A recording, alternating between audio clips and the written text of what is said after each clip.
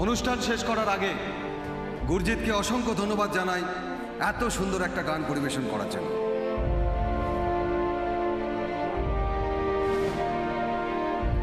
বন্দে মাতরম, বন্দে মাতরম, বন্দে মাতরম।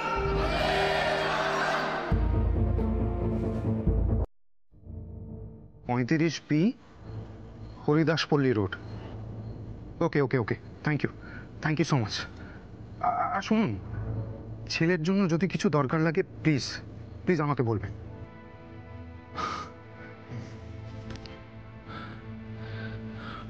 বকুল, Susmita phone করেছিলেন, আমাকে একটা অ্যাড্রেস দিয়েছে। কিসের অ্যাড্রেস?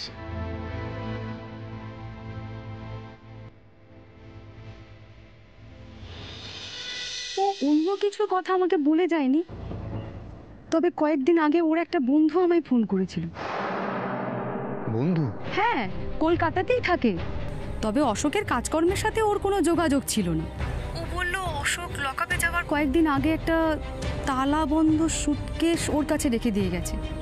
বলেছে কিছু জরুরি জিনিস ওর মধ্যে রাখা আছে। ছেলের অসুখের জন্য ওকে দৌড়াদৌড়ি করতে হচ্ছে, তাই কিছুদিনের জন্য ওটা যেন যত্ন করে রেখে দেয়। আমি ভেবেছিলাম কলকাতায় গেলে ওটা নিয়ে আসবো, তবে আপনি চাইলে নিয়ে যেতে পারেন। যদি আপনাদের কোনো কাজে লাগে আমি আপনাকে ওনার ঠিকানাটা দিয়ে দিচ্ছি। Thank you so much. আমি আচ্ছা এক মিনিট, অশোকের ওই বন্ধুটা যদি সুটকেসটা আমাকে দিতে রাজি না হয়? ওখানে গিয়ে আমাকে ফোন করবেন, আমি বলে দেব। বকুল, তুমি একটা কাজ করো, তুমি বাড়ি যাও, বাড়ির অনুষ্ঠান সামলাও। সুস্মিতার দেওয়া অ্যাড্রেসে আমি যাচ্ছি। আমার মন বলছে আমরা যা খুঁজছি সেটা ওই সুটকেসের মধ্যেই পাবো। তাই যেন হয়।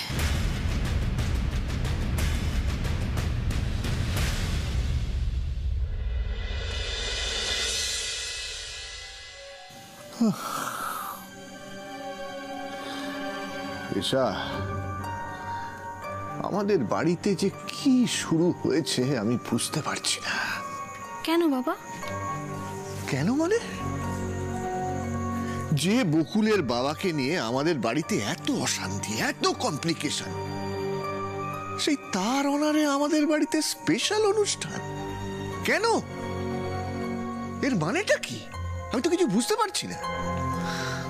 বাবা ছাড়ো না, এতে তো কারো কোনো ক্ষতি হচ্ছে না।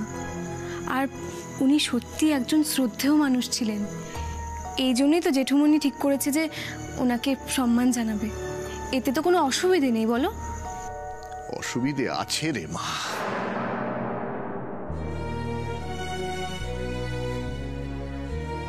বাবা আমি বুঝতে পারছি, তুমি ভাবছো যে ওই অনুষ্ঠানে গিয়ে তুমি কি করবে, তাই তো? তোমার অকওয়ার্ড ফিল হবে। বেশ, তুমি যেও না, তোমায় কেউ ওই অনুষ্ঠানে যাওয়ার জন্য ফোর্স করবে না। প্রয়োজন হলে আমি সবাইকে বলে দেব। ওরে মা, তুই যে সমস্যার কথা বলছিস সেটা খুব সামান্য ব্যাপার রে। আমি সে কথা বলছি না। এই যে তুই এক্ষুনি বললি না কারুর তো কোনো ক্ষতি হচ্ছে না, হচ্ছে রে মা, অবশ্যই ক্ষতি হচ্ছে। তুই কি জানিস তোর মা বকুলকে ডেডলাইন দিয়ে দিয়েছে, আর আজকের অনুষ্ঠান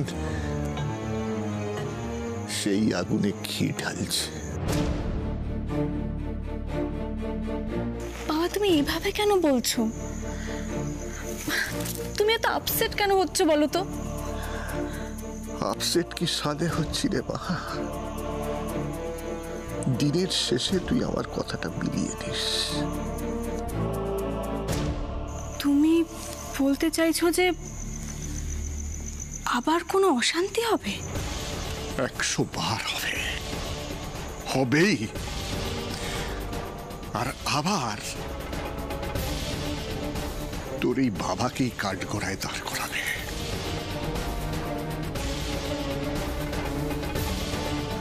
শোন মা, অনেক কিছু এর মধ্যে ঘটে গেছে, সব কথা তো তোকে আমি বলিনি। তুই জানিস তোর মা আজকাল আমার সঙ্গে কিরকম ব্যবহার করে? ভাবতে পারবি না এসা। মা মা কি করেছে? কি করেনি সেটা বল মা। তোর মা আমাকে থ্রেট দিয়েছে। থ্রেট? হ্যাঁ, থ্রেট। আপনি কি কনস্টেবল বকুল রায়? আপনি না, নয় তুমি। আমি কনস্টেবল বকুল রায়। আচ্ছা, আমি একটা চিঠি পেলাম যে আমাকে গৃহবন্দী করা হবে। কেন বোন, আমি কি কোনো দোষ করেছি?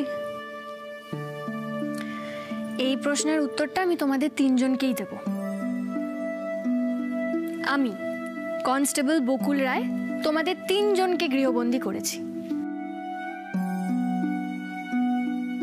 আজ আমার বাবার স্মৃতির উদ্দেশ্যে যে অনুষ্ঠান,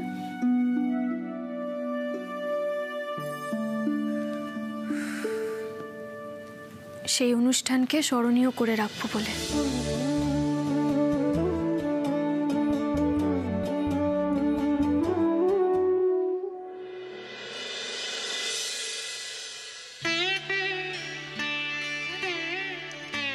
নয়ন, তোমাকে কিন্তু আজকে এখানে একটা অন্য কারণেও ডেকেছি।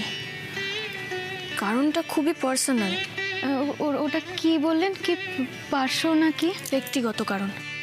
আমার একটা ব্যক্তিগত কারণেও আমি তোমাকে ডেকেছি। নয়ন,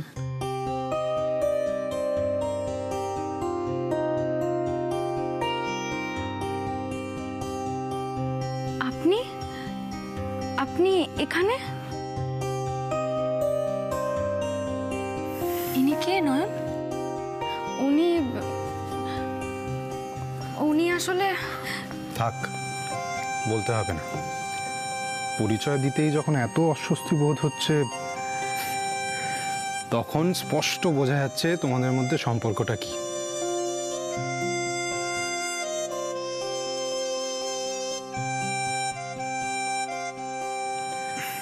ও আচ্ছা, আজকে কিন্তু আপনার স্ত্রীকে আমরা এত তাড়াতাড়ি ছাড়বো না। হ্যাঁ, আরে শুধু নয়নকে কেন, তোমাকেও ছাড়বো না। হাই, আমি ঋষি, বকুলের হাজবেন্ড। আমি জিতু, নয়নের হাজবেন্ড, তাই তো? এসো এসো, মেয়েদেরকে একটু আলাদা ছেড়ে দিই আমরা। প্লিজ কাম কাম। আমি এখানে সেটা আপনি কি করে জানলেন?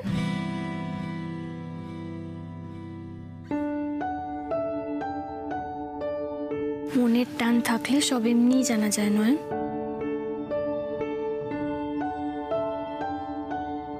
এসো, যে কথাটা বলছিলাম, এই যে অনাথ আশ্রমের বাচ্চারা, ওদের ওপর দিয়ে কিছুদিন আগেই তো তুমি জানো কত বড় একটা বিপদ গেছে। তুমি তোমার ওই অদ্ভুত শক্তি দিয়ে বলো না আমাকে একটু, যে ওদের আর কোনো বিপদ আসতে চলেছে কিনা।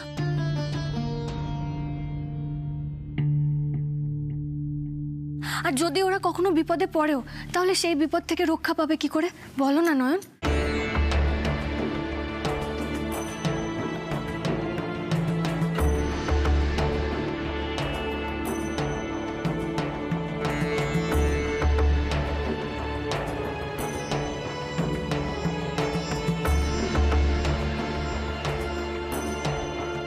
আচ্ছা বকুল, এটাও কিভাবে বলবে ভবিষ্যতের কথা বলা সম্ভব?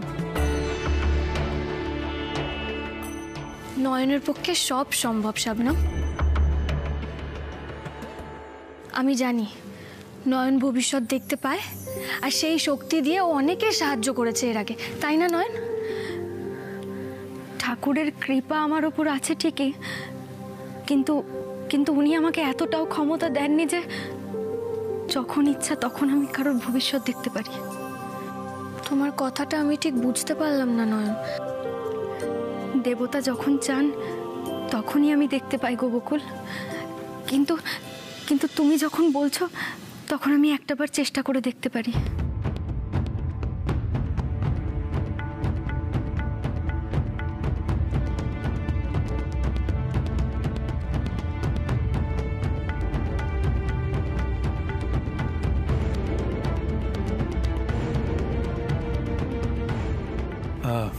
ঋষি, বলছিলাম যে আমরা কি অন্য কোথাও গিয়ে বসতে পারি?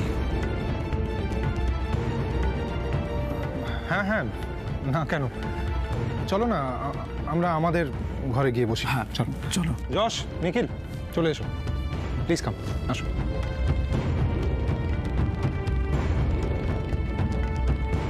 কি হচ্ছে? নয়ন, ঠিক আছে তুমি? হ্যাঁ, শরীর খারাপ লাগছে তোমার?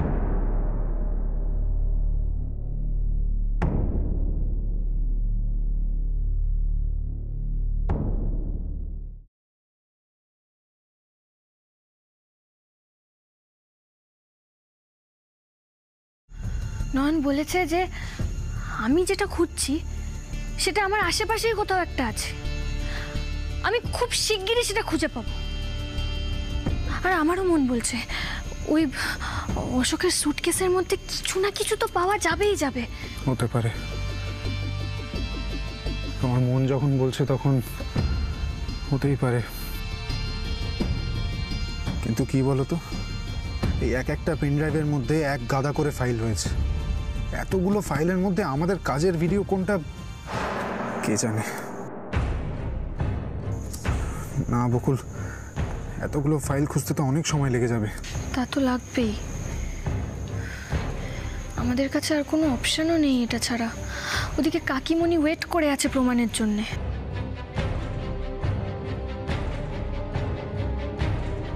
তা তো করছে। বলছি যে তুমি পেন ড্রাইভগুলো ভালো করে খুঁজে দেখো তো। আমি একবার দেখি এখান থেকে আর কিছু পাওয়া যায় কিনা। আজকে ওরা সত্যি মাকে প্রমাণ দেবে বলে প্ল্যান করছে। কি প্রমাণ হতে পারে সেটা? বকুল, আমাদের গেস্টরা কোথায়? রেডি হচ্ছে। তুমি হবে না? হ্যাঁ, যাব। বকুল, আমাদের দুজনকেই দেখতে না পেয়ে বাড়ির লোক কিন্তু আমাদের খুঁজতে শুরু করে দেবে। আর আমি চাই না আমরা কিছু খুঁজে পাওয়ার আগে কারোর দৃষ্টি আকর্ষণ হোক। তুমি যাও, রেডি হয় না, নাহলে কিন্তু আমাদের কাজে অসুবিধা হবে। ঠিক আছে, আমি যাচ্ছি রেডি হতে। অগ্নিজিৎ বাবু কখন আসবেন? স্যার বললেন স্যার রাস্তায় আছেন। ও, আর বললেন নাকি কি সঙ্গে করে সারপ্রাইজ নিয়ে আসছে। সারপ্রাইজ?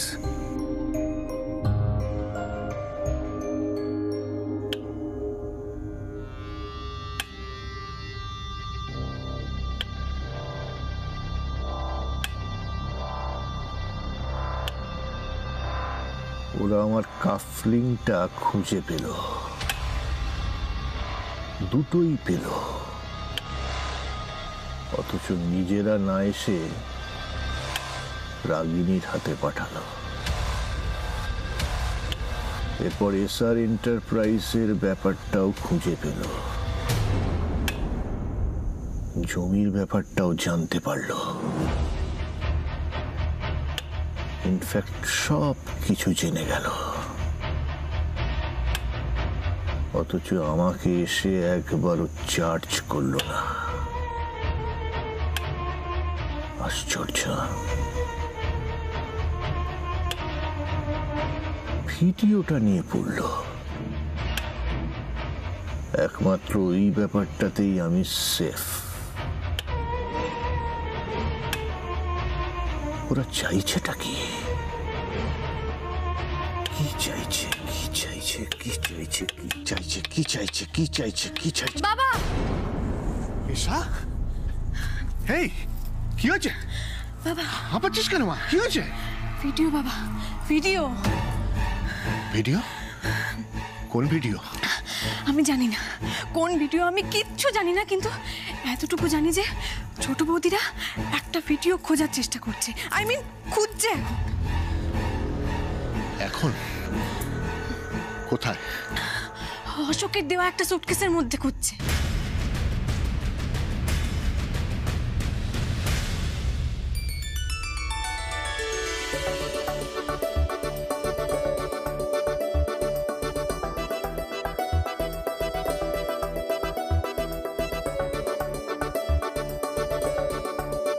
বকুল,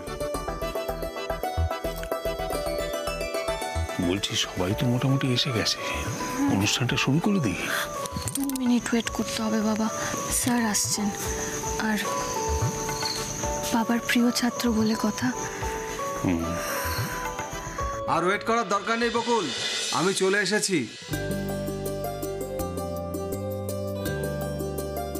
স্যার, তবে আমি একা নই, আজ স্যারের জন্য অনুষ্ঠান, তাই আজকের দিনটা স্মরণীয় করে তোলার জন্য সঙ্গে করে কাঁধে নিয়ে এসেছি, দেখবে?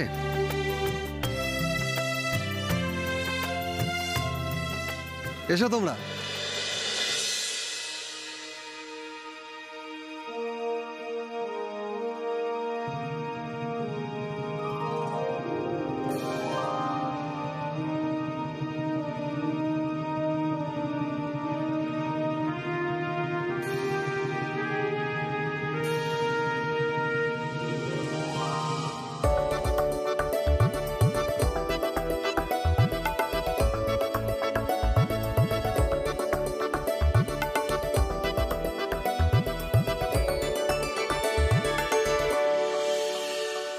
অগ্নিজিৎ বাবু আমাদেরকে খুব ভালো একটা সারপ্রাইজ দিয়েছে। ইয়েস! কি হলো? ক্র্যাক করে ফেলেছি পাসওয়ার্ড। ওকে, এবার দেখি ভেতরে কি আছে।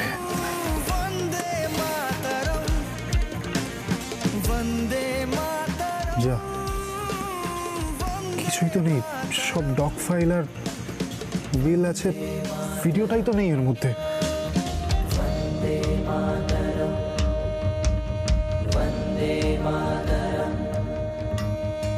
দাঁড়াও ছোট বৌদি, যেও না, বসো। এসা, মা, হাত ছাড়ো ওর, কথা আছে আমার সঙ্গে।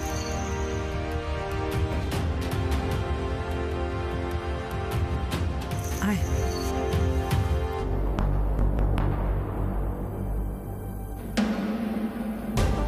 এই কি ভাবছিস? আরে এত ভাবিস না, বাপ বেটিতে মিলে সব চাপ সামলে নেব, তাই তো?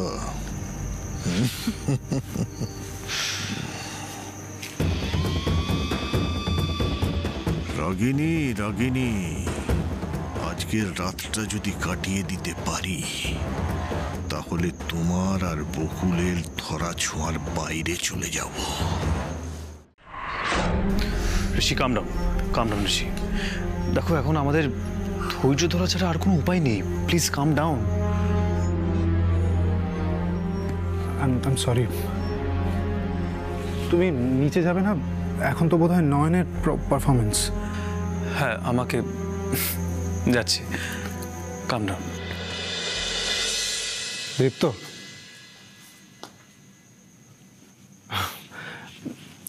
তোমার কাছ থেকে একটা কথা জানতে ইচ্ছে করছে। বলো না। তোমার আমাকে আর বকুলকে কেমন লেগেছে? আই মিন অ্যাজ আ কাপল। সত্যি বলবো? একদম পারফেক্ট, খুব ভালো।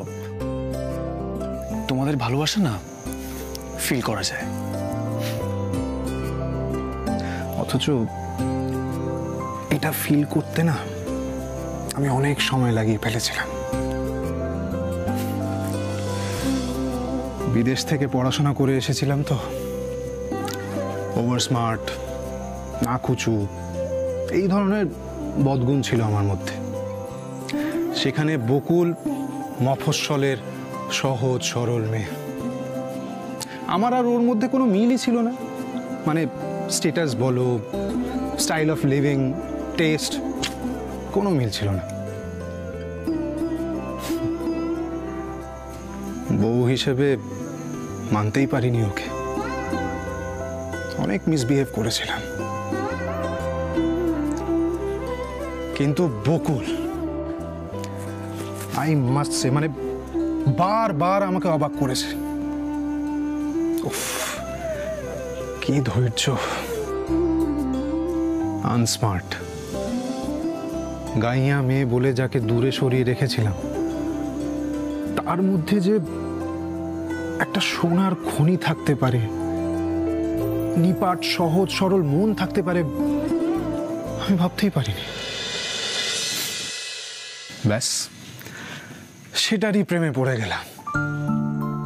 তখন রিয়েলাইজ করলাম ভালোবাসাটাই সব। Style of living, status, test এগুলো ম্যাটারই করে না।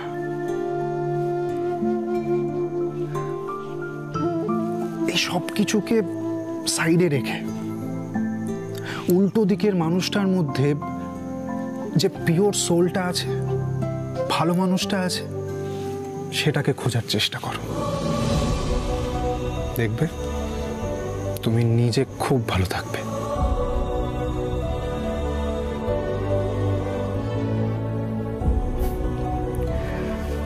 আশা করি তুমি বুঝতে পারছো আমি কেন তোমাকে এই কথাগুলো বললাম।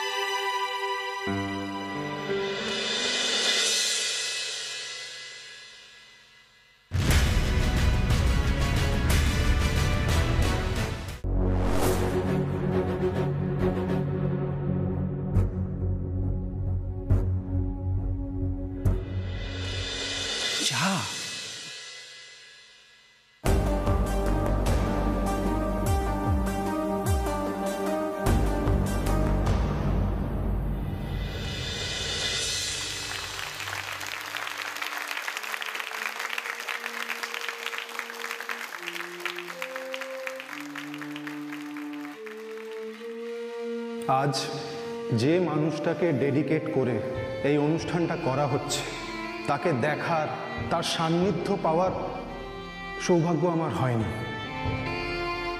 কিন্তু যে এই মানুষটাকে সব সময় নিজের মধ্যে নিয়ে বাঁচে তার সঙ্গেই আমার সংসার।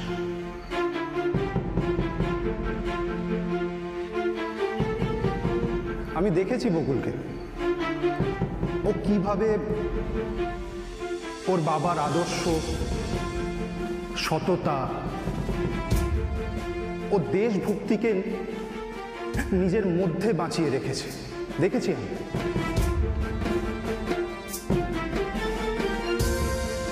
বকুল, যে জেদ, যে প্রতিজ্ঞা নিয়ে তুমি তোমার লক্ষ্যের দিকে এগিয়ে চলেছ, আজ যদি তোমার বাবা বেঁচে থাকতেন তাহলে তোমাকে যে কথাগুলো বলতেন সেই কথা, সেই গানই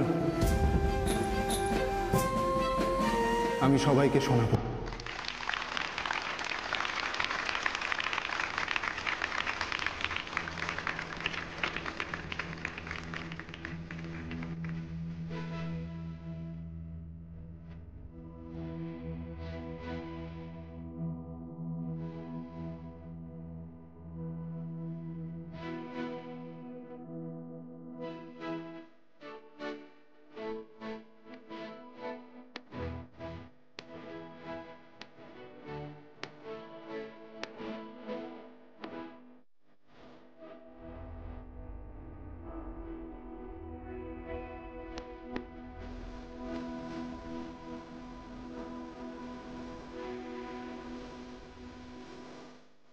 এটাই সুযোগ, কাজটা সেরে ফেলতে হবে।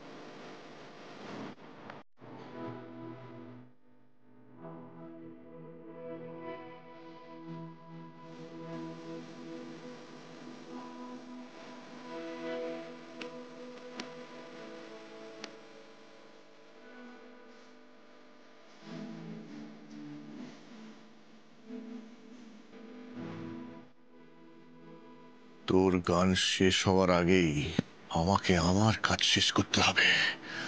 হরি আপ শুভ।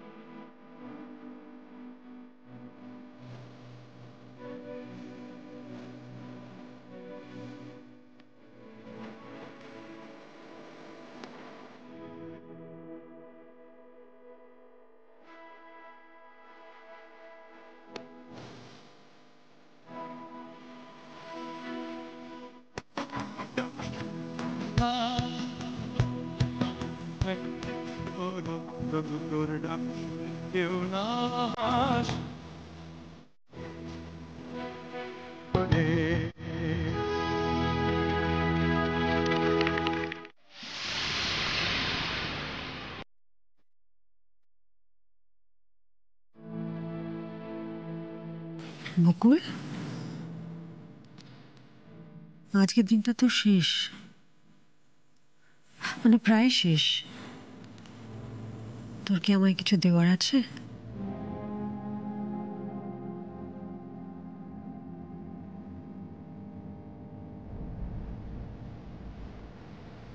না,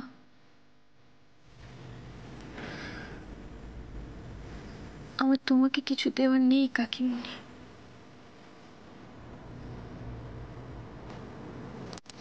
আমাকে ক্ষমা করে দাও।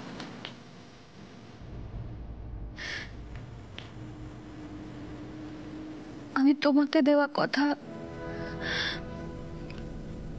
আমার বাবাকে দেওয়া কথাও রাখতে পারিনি।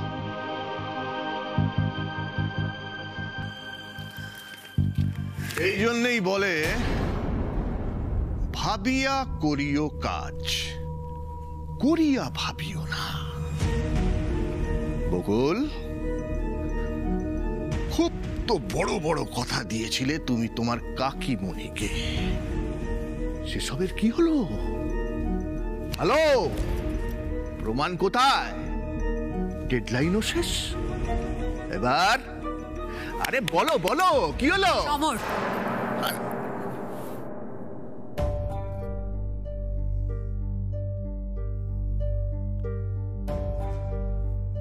তুই আমাকে একটা কথা দিয়েছিলি, তুই সেটা রাখতে পারিসনি। আজকের দিনটাই শেষ। কাল সকাল থেকে অন্তত এই বিষয়ে তুই আমাকে তোর পাশে পাবি না।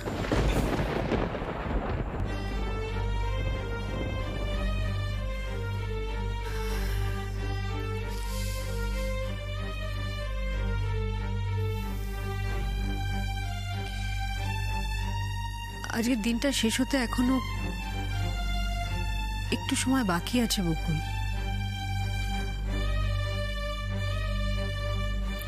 আমি জানি আর কোনো আশাই নেই,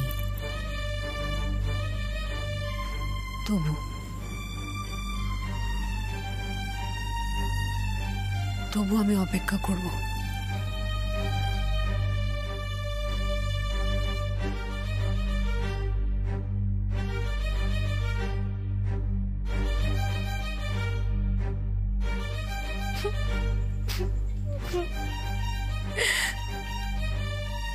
বাবা,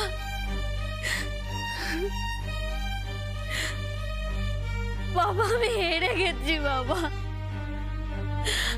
আমি হেরে গেছি। তোমার কাছে প্রতিজ্ঞা করেও রাখতে পারলাম না বাবা, আমি হেরে গেছি। তুমি প্লিজ ক্ষমা করে দাও, তোমার এই অপদার্থ সন্তানটাকে তুমি ক্ষমা করে দাও বাবা। আমি হেরে গেছি।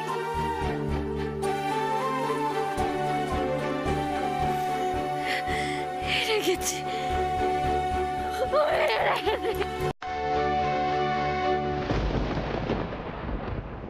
আরে এটা কাঁদতে কাঁদতে চলে গেল। এই ঋষি, আরে হাঁ করে দাঁড়িয়ে দেখছিস কি? মুকুল কাঁদতে কাঁদতে ওপরে চলে গেল।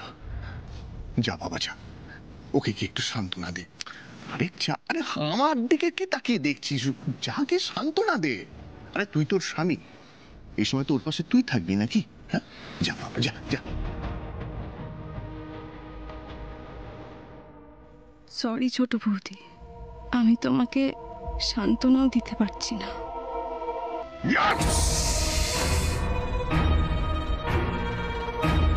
মাই ডিয়ার ডটার, আজ তোর বাবা মুক্ত। মুক্ত তোর বাবা। আজ তোর বাবার জীবনের সব থেকে খুশির দিন। থ্যাংক ইউ রে মা, থ্যাংক ইউ ভেরি মাচ। কারণ আমার বিপদের সময় একমাত্র তুই আমার পাশে ছিলিস, আর কেউ ছিল না।